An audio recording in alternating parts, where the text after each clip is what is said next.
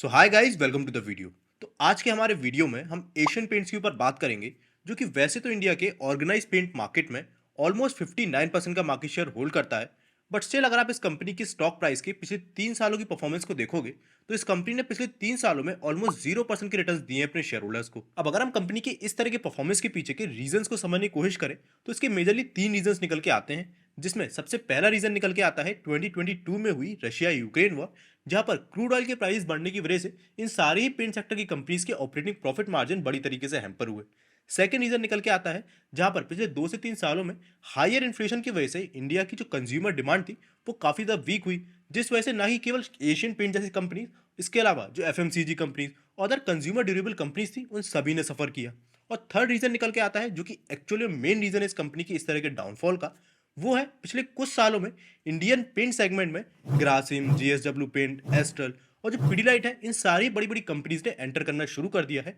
और इन्होंने काफी बड़े बड़े प्लान है इस पूरी सेगमेंट में काम करने के लिए। अब इन सारे ही पेंट सेक्टर में एंटर होने वाली कंपनीज में स्पेसिफिकली जो ग्रासिम जैसी कंपनीज है, जिनके पास एक अच्छी खासी ब्रांड वैल्यू, डिस्ट्रीब्यूशन एंड काफी डीप पॉकेट्स है, और जिन्होंने ऑलरेडी अनाउंस कर दिया है कि वो पेंट सेक्टर में काफी बड़े लेवल पे एंटर करने वाले हैं, इससे काफी सारे लोगों को आज के टाइम ये लगने लगा है कि एशियन पेंट जैसी कंपनी, जो कि पिछले कई टाइम से मार्केट लीडर की पोजीशन होल्ड किए हुए थे एंड एक कंसिस्टेंट कंपाउंडर की तरह इन्होंने इतने सालों में वर्क किया, हो सकता है वो आगे आने वाले टाइम में अपने इस तरीके की कंसिस्टेंट रिटर्न आगे डिलीवर ना कर पाए। और आज की इस वीडियो में हम इसी एक चीज के ऊपर बात करेंगे, और इसके अलावा हम ये भी बात करेंगे कि ग्रासिम जैसे प्लेयर की एंट्री के बाद से जो इस पूरे ही सेगमेंट में एशियन पेंट्स के अलावा भी सेकंड या थर्ड नंबर पे कंपनीज आती हैं, इनके मार्केट शेयर पे क्या इंपैक्ट पड़ेगा। And also at the end of this video हम ये डिस्कस करेंगे कि एशियन पेंट जो करंट में फॉल देखा गया है, इसके अकॉर्डिंग कंपनी के वैल्यूएशन और जो टेक्निकल चार्ट्स है वो क्या शो कर रहे हैं, और क्या कंपनी में यहाँ से आगे हमें और फॉल देखने को मिलेगा, और अगर नहीं तो यहाँ से आगे हम कंपनी के स्टॉक प्राइस से किस तरह की परफॉर्मेंस एक्सपेक्ट कर सकते हैं। Now coming back to our video, इससे पहले हम इंडिया की पेंट इंडस्ट्री में ग्रासिम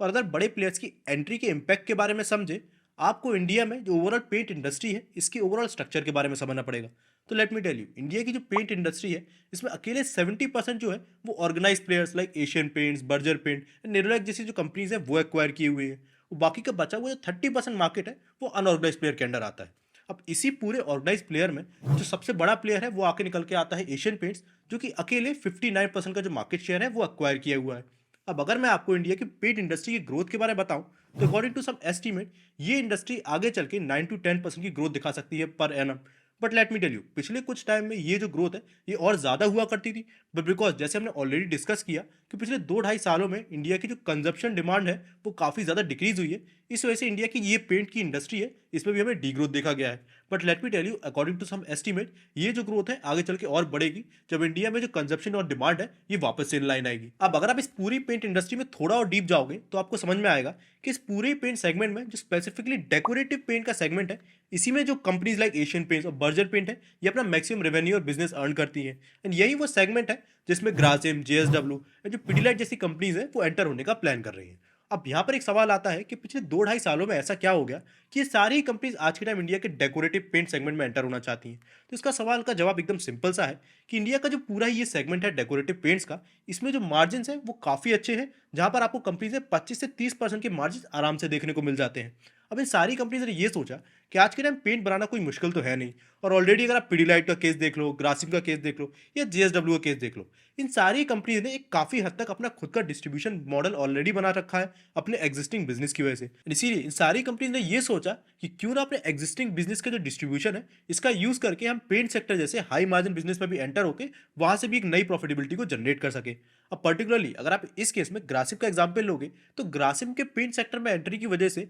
एशियन पेंट जैसी कंपनी के फ्यूचर को लेकर मार्केट इसीलिए कंसर्न है कि आज के टाइम मान के चलिए अगर आप ग्रासिम का बिजनेस मॉडल देखोगे तो उधर वो अपने बिजनेस में 12 to 15% तक का मार्जिन कमा रहे हैं। अब अगर वो पेंट सेक्टर में एंटर करते हैं, और जहां पर ये जो मार्जिन है अभी पेंट सेक्टर में 25 से 30% भी है, वहीं अगर ग्रासिम चाहे तो इस पेंट सेक्टर में तेजी से मार्केट शेयर एक्वायर करने के लिए वो अपने जो प्रोडक्ट्स है उनको कम मार्जिन, फॉर एग्जांपल 22 या 25% तक के मार्जिन पे भी सेल करे, तो उसे पहले के कंपैरिजन में तो 10 to 12% ज़्यादा मार्जिन मिल रहा है। पर इससे होगा ये कि ये मार्केट शेयर भी एक्वायर करेंगे, जिसकी वजह से एशियन पेंट जैसी कंपनीज अपने मार्केट शेयर लूज भी कर सकती है। और ऑलरेडी जो कंपनी का मार्केट शेयर एक्वायर नहीं भी कर पाएंगे, उस केस में भी एशियन पेंट जैसी कंपनीज को इनके कम प्राइस के सेल करने की वजह से अपने प्रोडक्ट के जो प्रॉफिट मार्जिन है उनको भी कम करना पड़ेगा। एंड यही एक वजह है कि एशियन पेंट जैसी कंपनी के स्टॉक प्राइस में हमें पिछले कुछ टाइम में इतना बड़ा फॉल देखने को मिला। अब इसके अलावा भी ग्रासिम के पास कुछ बहुत बड़े बड़े एडवांटेजेस है, जैसे कि इनकी ऑलरेडी प्रेजेंट ब्रांड वैल्यू, जहां पर अगर हम एशियन पेंट्स का एग्जांपल देखें तो उनके पास आज के टाइम पैन इंडिया 70,000 से भी ज्यादा डिस्ट्रीब्यूटर्स का नेटवर्क है।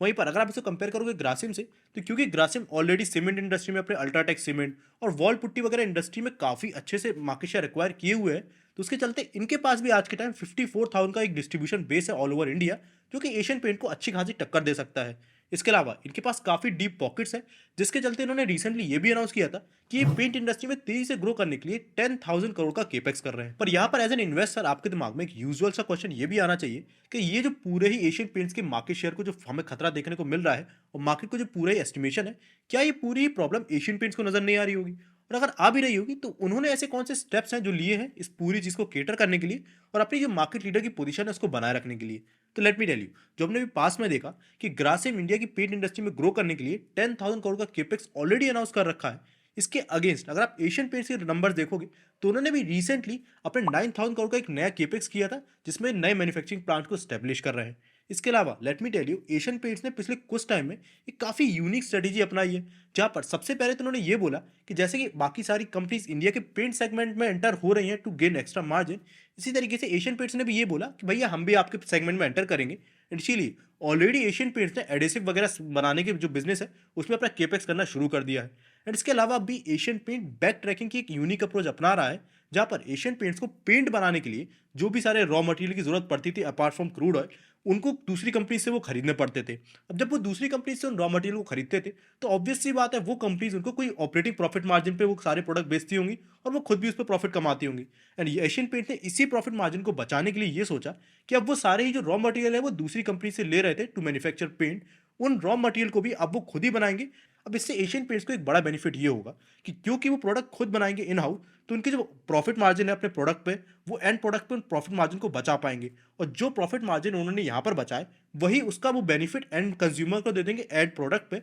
जहाँ पर अगर वो एंड प्रोडक्ट पे अपने जो ऑपरेटिंग प्रॉफिट मार्जिन है वो घटाते भी हैं तो भी उनके ओवरऑल जो प्रॉफिट मार्जिन है वो लगभग सिमिलर ही रहेंगे, बिकॉज यहाँ से उन्होंने अपने प्रॉफिट मार्जिन बचा लिए बैक ट्रैकिंग की मदद से। अब इसके अलावा भी एशियन पेंट के पास एक स्ट्रॉन्ग ब्रांड वैल्यू के साथ साथ कुछ ऐसे बिजनेस मोड भी हैं जो कि किसी भी नए प्लेयर के लिए काफ़ी ज़्यादा मुश्किल खड़ी कर सकते हैं, भले ही वो प्लेयर कितना भी बड़ा हो और कितना भी स्पेंड कर सकता हो इस पूरी इंडस्ट्री में। जिसमें से सबसे पहला बिजनेस मोड आता है इनका स्ट्रॉन्ग डेटा। क्योंकि एशियन पेंट इस पूरी ही पेंट इंडस्ट्री में मोर देन 55 ईयर्स से वर्क कर रहा है, आज के टाइम इनके पास एक स्ट्रॉन्ग डेटा है कि कहाँ पर इनके पूरे ही जो 70,000 से ज़्यादा डिस्ट्रीब्यूटर्स है ऑल ओवर इंडिया, उसमें से कौन से डिस्ट्रीब्यूटर के पास कौन से सीजन में कौन सा जो पेंट है जिसकी डिमांड ज़्यादा आती है और कौन सा पेंट उनको कब कहाँ सप्लाई करना है। अब ये एक ऐसा बिजनेस मोड है कि भले ही ग्रासिम जैसी कंपनी आके काफ़ी बड़े केपेक्स के थ्रू अपने डिस्ट्रीब्यूशन को बढ़ा लें, पर ये डेटा एक्वायर करने के लिए उन्हें काफ़ी सारे साल जो है वो मार्केट में काम करना पड़ेगा। सेकंड जो बिजनेस मोड कंपनी के पास आता है वो आता है इनके टिंटिंग मशीन के थ्रू, जहाँ पर जो आप देखते हो किसी भी पेंट शॉप में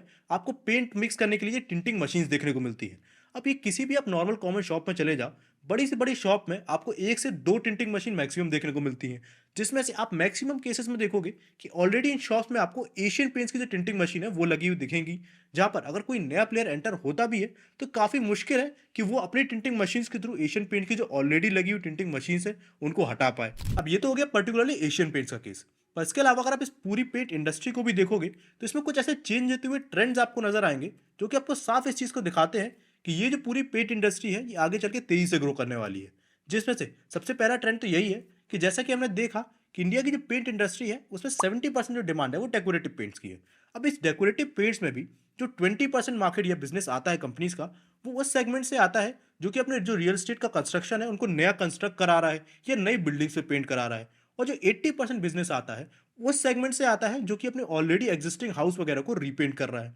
अब अगर आप बात करें नए पेंट वाली यानी 20% की डिमांड को, तो इसमें जो इंडिया की आज की जो तेजी से चेंज होती हुई पॉपुलेशन है, इसके अलावा जो लोगों की डिस्क्रिशनरी इनकम बढ़ रही है और हमारी गवर्नमेंट का भी काफ़ी ज़्यादा फोकस है इंफ्रास्ट्रक्चर, इसके चलते ये 20% जो नए पेंट की डिमांड है जो कि नए इंफ्रास्ट्रक्चर पर किए जा रहे हैं, इनकी डिमांड भी ग्रो कर रही है। एंड इसके अलावा अगर आप जो 80% की डिमांड है यानी रीपेंट वाले सेगमेंट की डिमांड है, ये भी काफ़ी तेज़ी से ग्रो कर रही है, जहाँ पर बढ़ती हुई इनकम के साथ साथ ये देखा जा रहा है कि जो लोगों की रीपेंट की साइकिल है, यानी एक एवरेज इंसान जो 7 साल 8 या 8 साल में अपने घरों को पेंट करा रहा था, वही अब इसी रीपेंट को 4 से 5 सालों में कराने लगा है। यानी ये जो साइकिल तेज़ हुई है, इससे इस पूरे रीपेंटिंग की जो डिमांड है इसमें भी इंक्रीज आएगा। रिसेंटली डेटा में भी ये शो किया था कि जो रॉ मटेरियल के प्राइस रिसेंटली इंक्रीज हुए थे इन पेंट सेक्टर, वो वापस से ड्रॉप हो रहे हैं, जिस वजह से जो ऑपरेटिंग प्रॉफिट मार्जिन इन सारी कंपनीज के वो वापस से हमें इनलाइन देखने को मिल रहा है। इस चीज़ों को देखते हुए मुझे पर्सनली ऐसा लगता है कि इस पूरे ग्रासिम की एंट्री की वजह से एशियन पेंट जैसी कंपनीज के मार्केट शेयर को कोई खासा फर्क नहीं पड़ेगा, बिकॉज ये इंडस्ट्री भी अपने आप में अच्छी तेजी से ग्रो कर रही है। बट हाँ, जो एक्चुअल इम्पैक्ट पड़ सकता है वो नंबर 2 और नंबर 3 जैसी कंपनीज जो आती हैं, फॉर एग्जांपल बर्जर पेंट हो गई या टेंसाइन नेरोलैक जैसी कंपनीज हो गई, इनके मार्केट शेयर पे आपको इम्पैक्ट देखने को मिल सकता है। जहाँ ग्रासिम जैसा बड़ा प्लेयर अगर एंटर होगा तो वो इन सारी कंपनीज के जो मार्केट शेयर है उनको एक्वायर करेगा ना। बिफोर आप अपने फाइनल पॉइंट यानी कंपनी की current valuations and technical chart पे इनके लेवल्स के बारे में डिस्कस करें, मैं आपको बताना चाहूंगा कि मैं आपके लिए रेगुलर बेसिस पे मार्केट में प्रेजेंट अंडर वैल्यूड जो अपॉर्चुनिटीज है उनके बारे में डिस्कशन करता रहता हूँ और ना मेंबरशिप कम्युनिटी। सो अगर आप एक slightly more serious kind of investor हो और मार्केट में जो भी इंपॉर्टेंट सिनेरियोज चल रहे हैं उनके बारे में स्टेटली अपडेटेड रहना चाहते हो, तो उसके लिए आप कंसीडर कर सकते हो हमारी मेंबरशिप कम्युनिटी को ज्वाइन करने का। नाउ विद दिस, अगर मैं आपको कंपनी की करंट वैल्यूएशंस पे लेके चलूँ, तो यहाँ पर आपको साफ दिखेगा कि कंपनी का जो करंट पी रेशियो है वो 50 के अराउंड का है। और अगर आप इसको इंडस्ट्री पी से कंपेयर करोगे तो अभी भी इंडस्ट्री पी 44 का है। अब अगर आपको ये देख के लग रहा है कि कंपनी का करंट वैल्यूएशन अभी भी एक्सपेंसिव है, तो यहाँ पर आपको इसके हिस्टोरिकल पी रेशियो के चार्ट को देखना चाहिए। यहाँ पर अगर आप 10 ईयर्स के चार्ट को देखोगे तो आपको साफ समझ में आएगा कि जितना लोअर वैल्यूएशन कंपनी का अभी है,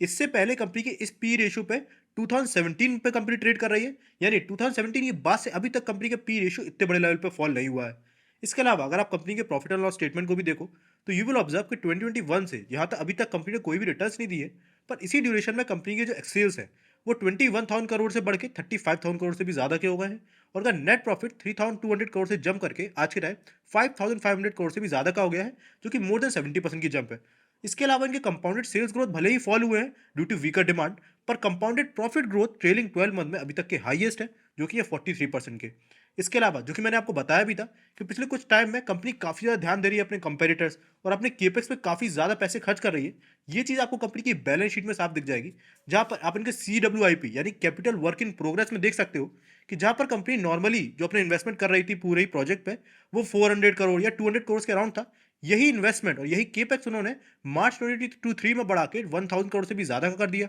एंड फिर यही केपेक्स सितंबर के क्वार्टर में बढ़ा के 2,000 करोड़ के लगभग का कर दिया गया, विच शोज की कंपनी काफ़ी तेज़ी से खुद भी अब एक्सपेंड कर रही है। अब यहाँ पर अगर मैं आपको कंपनी के टेक्निकल चार्ट्स पे लेके चलूँ, तो यहाँ पर आप साफ देख सकते हो कि कंपनी का जो स्टॉक प्राइस है वो पिछले 3 सालों से 2,700 से लेके 3,500 की रेंज में लगातार ट्रेड कर रहा है, एंड बार बार इस पे 2,700 पे सपोर्ट बना के बार बार इसके लिए 3,500 एक बड़ा रेजिस्टेंस बना हुआ है। पर जरा अगर आप इंटरेस्टिंग चीज़ देखो, करंटली कंपनी का जो स्टॉक प्राइस है वो उसके उसी लेवल पे है जो कि जुलाई 2021 के अराउंड चल रहा था, एंड बार बार आप देखोगे कि 2,800 और 2,700 कंपनी का एक बहुत बड़ा सपोर्ट है, जहाँ पर 2,700 के सपोर्ट को कंपनी ने एक भी बार ब्रेक नहीं किया है पिछले 3 सालों में। अब यहाँ पर अगर हम ये भी मान के चलें कि करंट में कंपनी का जो 2,800 का सपोर्ट है यहीं से कंपनी और स्टॉक प्राइस ऊपर जाता है, तो यहाँ पर भी अगर ये भी मान के चले कि वो केवल 3,500 तक ही ऊपर जाएगा, इसमें भी आपके लिए अभी भी 22% का अपसाइड है। अब ये 22% का अपसाइड होने में आपको कितना वक्त लगेगा, तो यहाँ पर अगर आप ट्रैक करो तो आपको समझ में आएगा कि पिछली जितनी बार भी कंपनी अपने लोएस्ट प्राइस यानी 2,700 से